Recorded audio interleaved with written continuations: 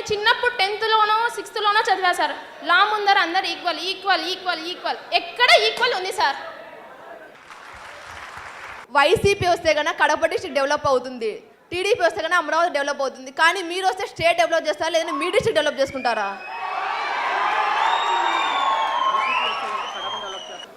మీరందరూ విద్యార్థులు కాబట్టి నేను ఎప్పటికీ విద్యార్థిని, ఎందుకంటే నేను నేర్చుకోవడం ఆపలేదు. విద్యార్థికి కావాల్సిన మొదటి లక్షణం వింటం, నేర్చుకోవడం.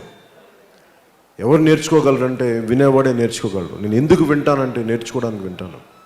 ఆ విద్యార్థి యొక్క లక్షణం వింటం. మీరు ఇందాక మాట్లాడుతుంటే ప్రతి ఒక్కరూ రిజర్వేషన్ ఇష్యూస్ కానీ, అలాగే గవర్నమెంట్ కాలేజెస్ తాలూకు విధి